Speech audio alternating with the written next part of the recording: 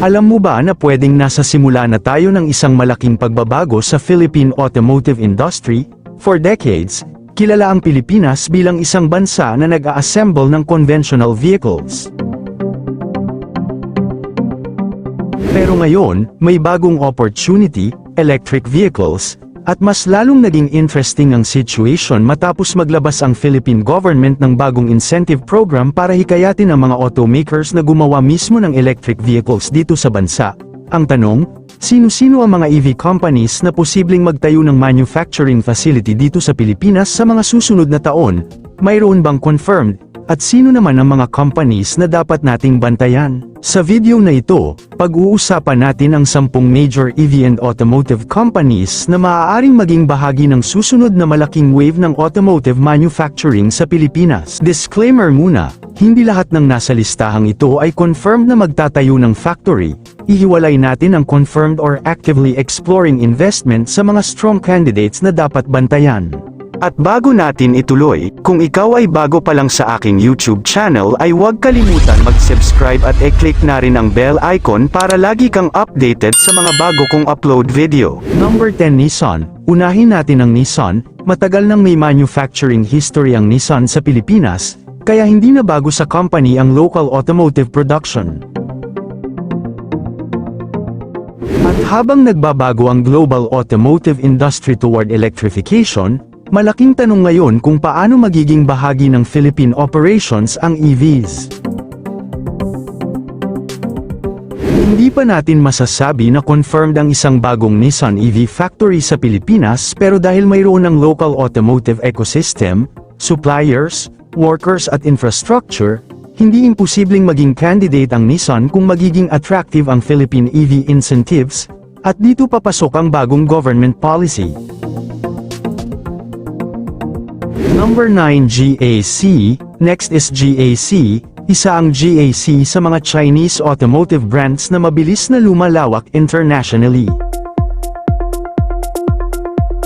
At habang lumalaki ang demand para sa electric at electrified vehicles sa Southeast Asia, natural na magiging interesting ang Pilipinas bilang potential production location. Pero gaya ng Nissan, kailangang malinaw, wala pang confirmed announcement na magtatayo ng full EV manufacturing plant ang GAC sa Pilipinas. Kaya nasa category muna sila ng companies to watch, at kung magiging successful ang bagong EV incentive program ng Pilipinas, maaaring magbago ang situation. Number 8 SAIC MG. Number 8, SAIC Motor at ang MG brand. Malakas ang presence ng MG sa Philippine market at lumalaki rin ang focus ng company sa electrified vehicles. Ang advantage ng isang company tulad ng SAIC ay mayroon na itong experience sa large-scale vehicle manufacturing. Kung magiging competitive ang cost ng production sa Pilipinas, kasama ang incentives, skilled workforce at access sa ASEAN market, maaaring maging interesting ang bansa bilang future manufacturing base, pero sa ngayon, huwag muna tawaging confirmed factory project, potential player muna. Number 7 Chery. Number 7 is Chery, at interesting ang Chery dahil mas aggressive na ngayon ang company sa electric vehicles. Noong 2026 Philippine International Motor Show, ipinakita ng Chery Auto Philippines ang bagong Chery Kev, isang pure electric smart EV. Ibig sabihin, hindi na lamang conventional gasoline vehicles ang pinag-uusapan, lumalaki ang electrified portfolio. At kung patuloy na tataas ang local demand, possible na maging mas attractive ang local assembly or manufacturing. Again, walang confirmed new Chery EV factory announcement na dapat nating i-claim ngayon. Pero definitely, Chery is one of the brands to watch. Number 6 Geely, ZEEKR. Number 6, Geely Group, at hindi lang Geely ang interesting dito. Kasama sa broader ecosystem nito ang mga brands gaya ng ZEEKR at Lynk & Co.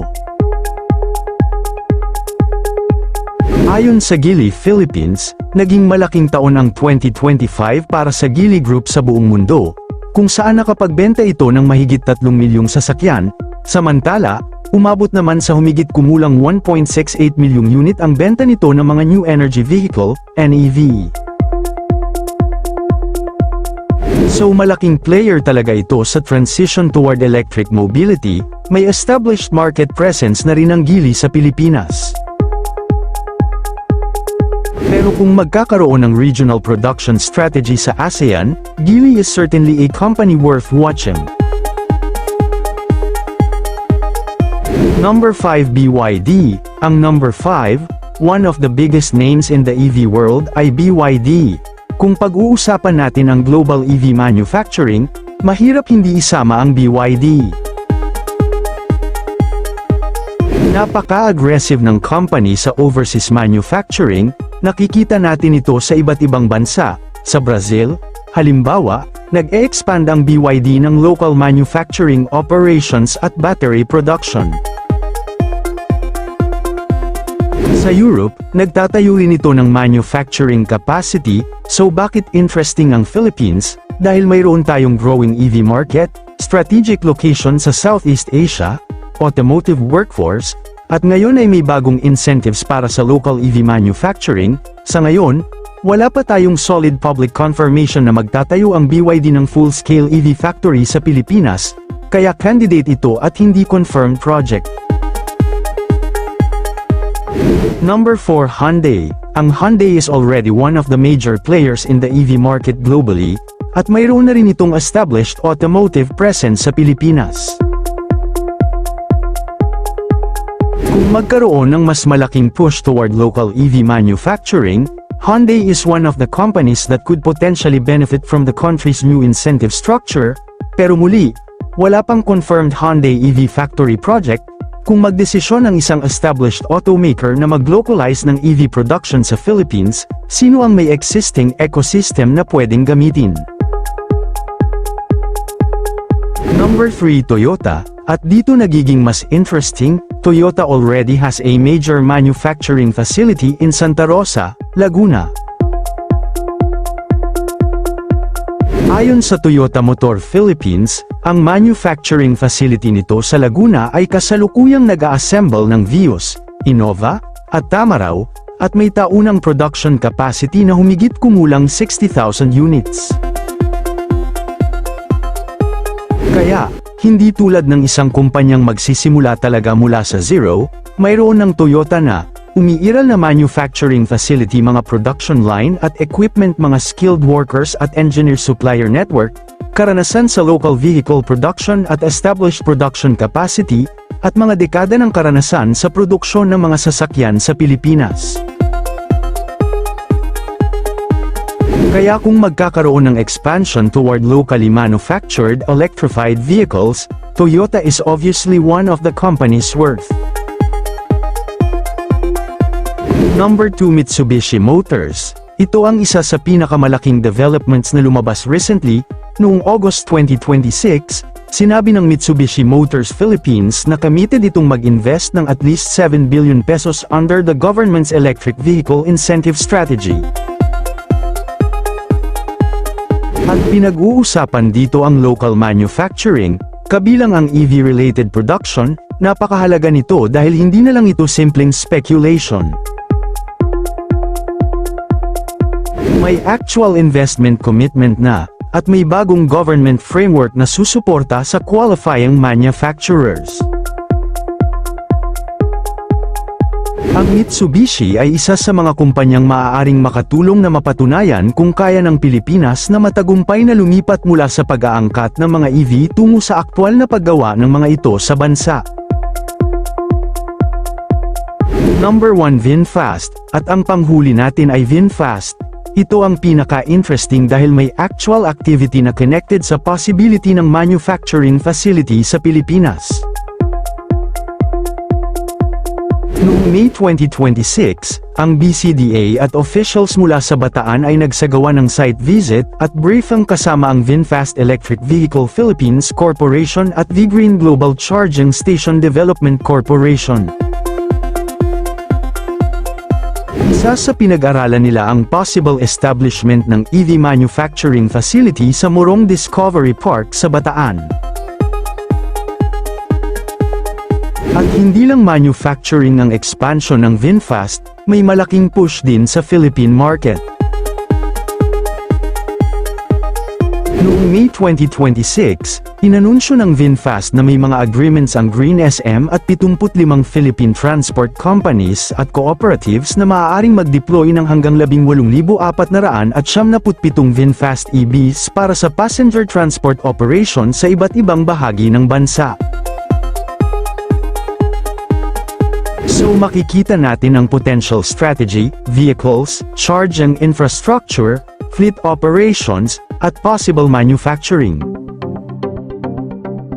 Kung matuloy ang manufacturing plans, maaaring maging isa ang VinFast sa mga unang major foreign EV manufacturers na magkaroon ng significant production footprint dito sa Pilipinas. Pero bakit ngayon? Bakit biglang nagiging attractive ang Pilipinas para sa EV manufacturing? Simple lang ang isang malaking dahilan, government incentives. Noong July 29, 2026, nilagdaan ng Pangulo ang Executive Order 121 na nagtatatag ng Electric Vehicle Incentive Strategy o EVIS program.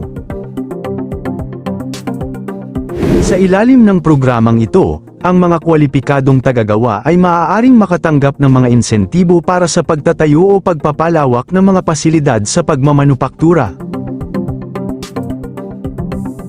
Kailan tayo magsisimulang gumawa ng mas maraming electric vehicles dito mismo sa Pilipinas, at kung maging successful ang EVIS program, possible na makita natin ang Pilipinas na hindi lang consumer market para sa imported EVs. Kung nagustuhan mo ang bidyong ito, huwag kalimutang i-like, i-share, at mag-subscribe ka na rin. Malaking tulong na yan sa akin bilang content creator. Hanggang sa susunod, maraming salamat sa panunood.